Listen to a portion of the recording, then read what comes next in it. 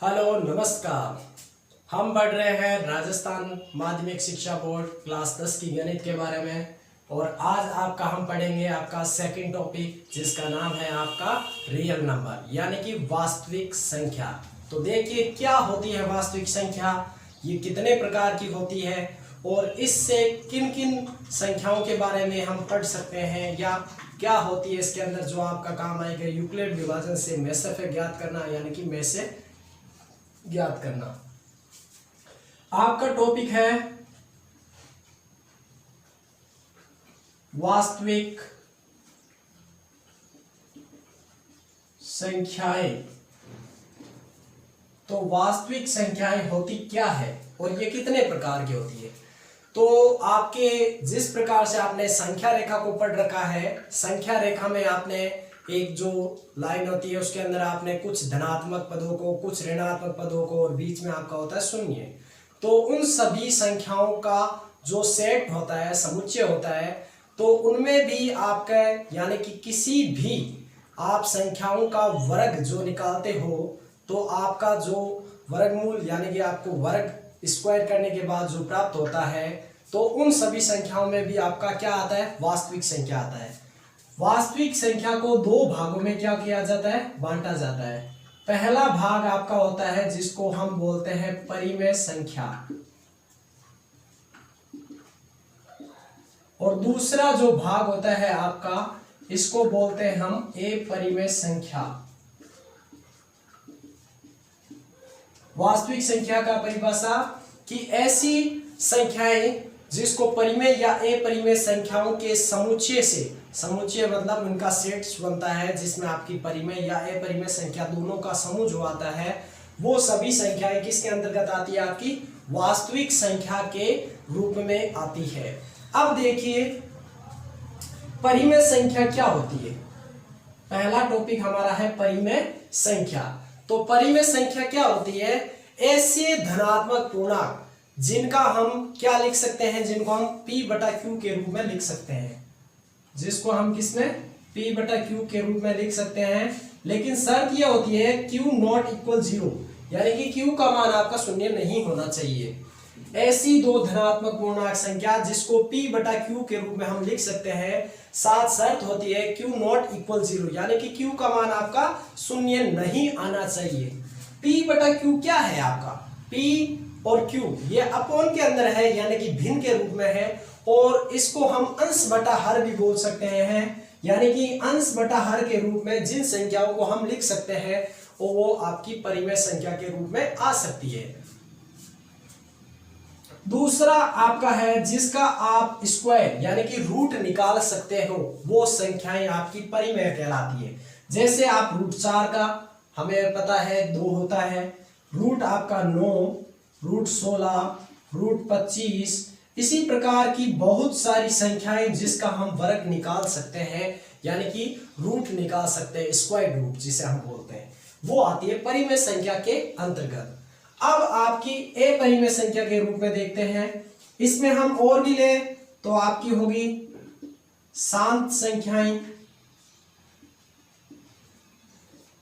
जिसको हम m पे घात n यानी कि घात के रूप में लिख सकते हैं, m गुणा n, a पे घात m गुणा b पे घात n लिख सकते हैं, या फिर a पे घात m गुणा a पे घात n के रूप में लिख सकते हैं, b भी हो सकता है यानी कि अलग के रूप में आप लिख लीजिए। यानी कि दो ऐसी संख्याएं जिसे हम गणित के साधारण तौर पे ऐसे लिख सकते हैं कि हमारा 2 पे घात कितना है, 2 गुणा 3 पे घात हमारा कितना हो जाए, 5 हो जाए।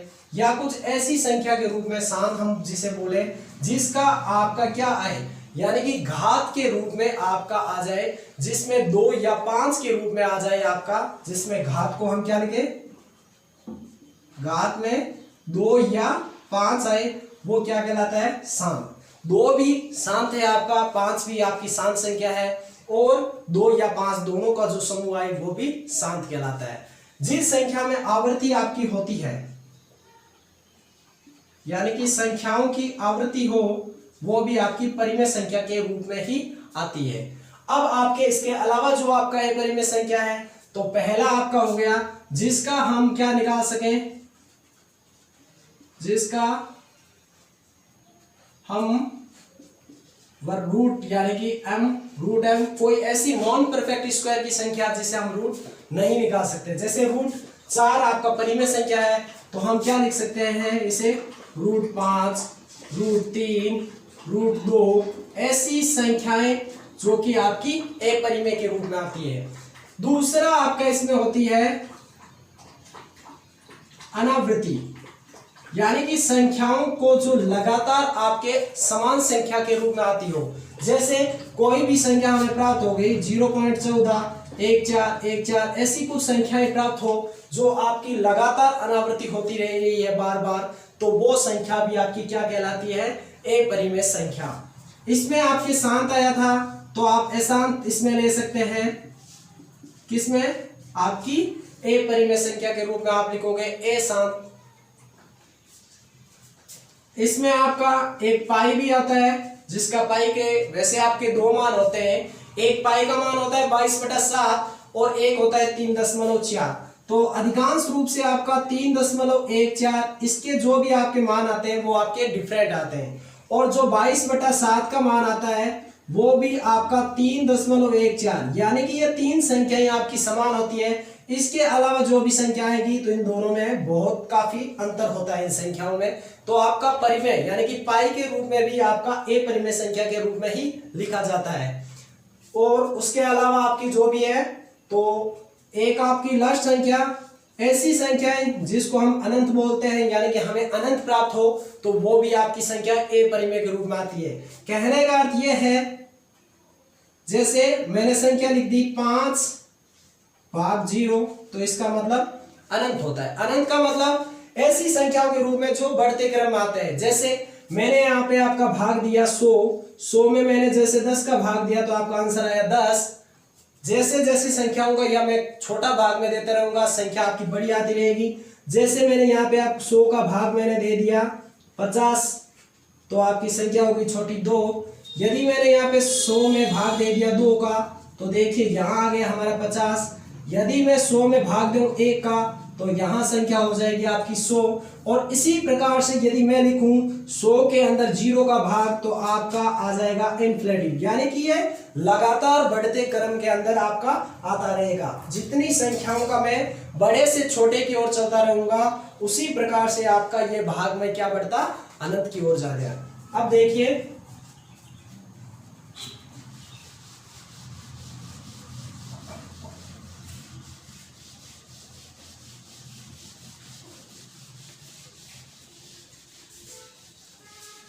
अब आपका जो काम आता है टॉपिक वो है आपका, पहले जो इसमें काम आएगा वो आएगा यूक्लिड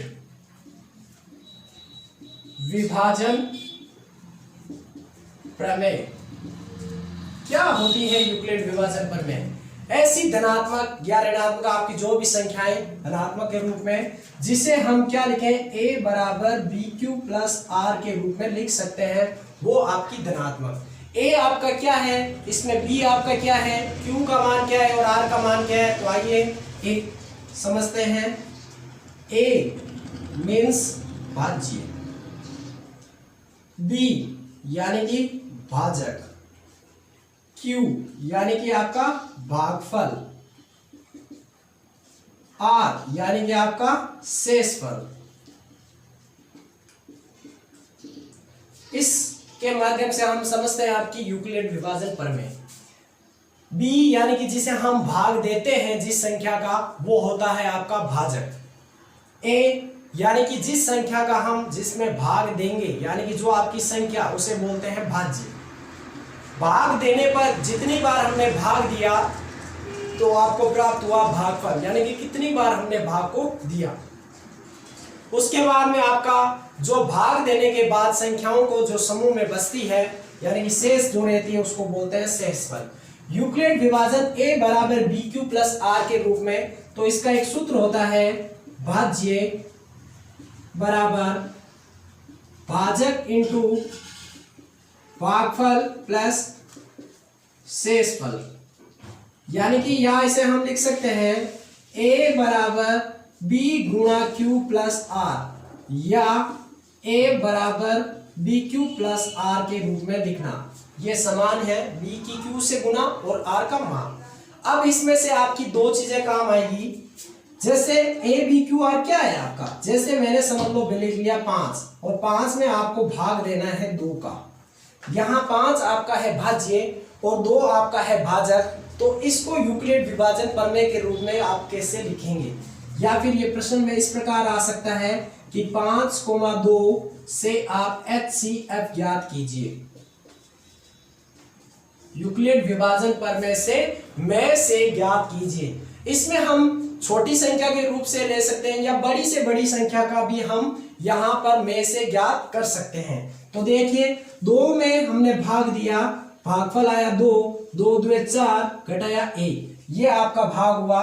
तो हम इसे क्या लिखेंगे, a का मान a बराबर सूत्र होता है BQ प्लस R। यानी कि आपसे यदि पूछा जाए कि ये 5 भाज्य किस प्रकार से आते हैं, तो आप लिखोगे कि b का मान हो गया 2 गुणा q का मान भी आपका 2 प्लस r का मान शेषफल 1। 2 को 2 से गुणा किया 4 प्लस 1 बराबर आपका हो गया 5। यानी कि यहाँ पर यह प्रक्रिया यूक्लिड विभाजन की जब तक की जाती है जब तक आपका इसमें क्या है, शेषफल का मान शून्य ना हो, यानी कि शून्य नहीं हो तब तक इन्हीं संख्याओं को आपको देते रहना चाहिए। तो देखिए इसे हम यूक्लिड विभाजन में इस प्रकार से लिख सकते हैं। अब आपका दो जो सूत्र होते हैं सम और विषम का, तो वो देखिए पहला सूत्र होता है सम संख्या। सम का सूत्र होता है 2q। देखिए किस प्रकार से आता है 2q आपका जो भी है। तो जैसे मैंने कोई भी दो सम या सम संख्या वो संख्या होती है जिसमें 2 का भाग पूर्ण रूप से विभाजित होता है। कहने का अर्थ यह है कि जिस संख्या में शेषफल आपका कुछ भी नहीं बचता है, शेषफल के स्थान पे आपका 0 प्राप्त होता है, तो वो संख्या सम जिसमें 2 का भाग पूर्ण रूप से विभाजित हो जाए। मैंने यहाँ पे संख्या आपके लिए है 10, संख्या 10 आपकी सम है। तो देखिए सम का 2q किस प्रकार से आपको फॉर्मूला ये याद रखना होगा कि सम संख्या का सूत्र 2q किस प्रकार से आपको प्राप्त होता है। जहां पर आपकी सम संख्या के रूप में आएगा तो वहां पर हम क्या लिख सकते हैं, 2q 2n 2k कुछ भी आप यहाँ के लगा सकते हैं, m लगा सकते हैं, n लगा सकते हैं। तो देखिए इसका फॉर्मूला किस प्रकार बनता है। सम संख्या आपकी है 10, आपसे पूछा जाए कि 10 किस प्रकार प्राप्त होता है, तो आप लिखोगे 2 गुना 5 या फिर 5 गुना 2। तो 2 गुना 5 तो शेषफल उसमें कितना रहा आपका 0। ये कैसे प्राप्त हुआ कि 10 में आपने जब आपने 10 में कितने का भाग दिया तो 2 आपका हो गया। 2 का जब आप 10 में भाग देते हो तो यूक्लिड विभाजन प्रमेय से यदि मैं बोलूं a बराबर 2q क्या होता है आपका b प्लस b गुना q प्लस r, यूक्लिड विभाजन प्रमेय। तो इसी प्रकार से यदि मैं पूछूं कि 10 आपको दिया गया है तो 2 का भाग देंगे तो 5 बार पूरा पूरा जाएगा, यानी कि शेषफल का मान आपका शून्य रहेगा। तो हम इसे लिख सकते हैं 2 गुना 5 प्लस 0, इस प्रकार से लिख सकते हैं। तो ये आपका q का मान है, तो 2 गुना q प्लस 0, या इसे मैं लिख सकता हूं 2q प्लस 0 ये लिखे, या तो इसे हम इसी प्रकार 2q के रूप में भी लिख सकते हैं। तो आपको याद रखना है सम संख्या जैसे 10 12 14 16 18 कोई भी ऐसी दो अंकों की या जो भी आपकी सम संख्या है उसको आपको जिसमें 2 का भाग पूर्ण रूप से विभाजित होता है तो उसका आपका क्या आता है, सम संख्या का फॉर्मूला होता है 2q के रूप में। अब हमें देखना है जब विषम संख्या के बारे में बोला जाए,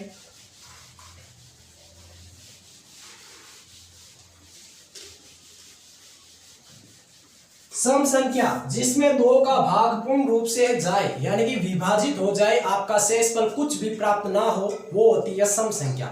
उसके अलावा जो भी संख्या आपकी प्राकृत संख्या से शेष रहती है वो होती है आपकी विषम संख्या, जिसमें 2 का भाग पूर्ण रूप से विभाजित नहीं होता है, अर्थात जिसमें शेषफल आपका कितना रहता है, 1 रहता है। तो देखिए विषम का सूत्र होता है आपका 2q प्लस 1 के रूप में, या n कोष्टक n प्लस 1 के रूप में भी लिख सकते हैं हम। यानी कि देखें जिस प्रकार से आपका चलेगा, तो विषम संख्या में आपका संख्या हो गई, जैसे आपकी विषम संख्या कोई भी आप ले सकते हो, 7, 9, 11, 13, 15, 17, 19, तो उसका आपका विषम संख्या के रूप में कैसे चलता है। मैंने यहाँ पे संख्या ली, जैसे वहां ली थी हमने 10, तो यहां हमने संख्या ली 11।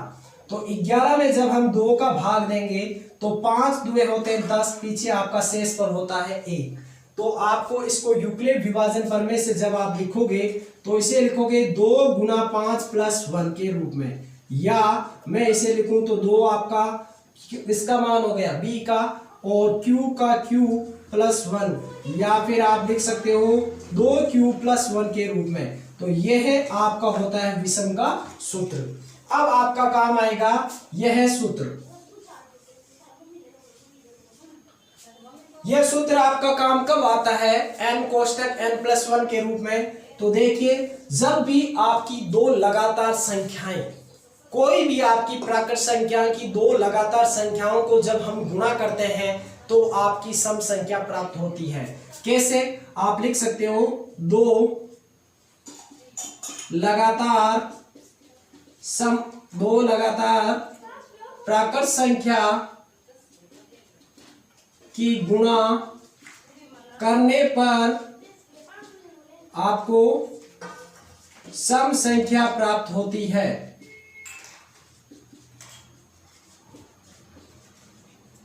दो लगातार प्राकृत संख्याओं की गुणा करने पर आपको सम संख्या प्राप्त होती है। कोई भी दो लगातार संख्या आप ले सकते हो, 2 गुना 3, ये दो लगातार है, 2 और 3, तो आप इसका आंसर कितना हो गया, 6। तो आप बताइए 6 प्राकृत संख्या में आपकी सम संख्या है या नहीं है।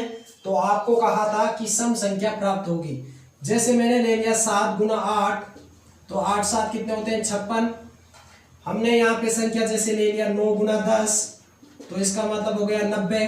तो ये सभी संख्याएं इसी प्रकार की कोई भी दो लगातार संख्या होनी चाहिए जिनमें आपका अंतर सिर्फ 1 का होना चाहिए। तो यहाँ देखिए आपका n का मान है 9 गुना 10, कैसे आता है 9 प्लस 1, तो उनका क्या प्राप्त होता है आपको 2q। यह आपका फॉर्मूला बनता है कि दो लगातार आपकी संख्याओं की जब हम गुणा करते हैं तो इसका आंसर आपको क्या प्राप्त होता है, सम संख्या प्राप्त होता है। तो यह आपका क्लियर हो चुका है, और इसे लाइक कीजिए, और आगे के हमारे जो 2.1 एक्सरसाइज है चैप्टर नंबर आपकी प्रश्नावली नंबर 2.1 उसके सवाल देखिए। धन्यवाद।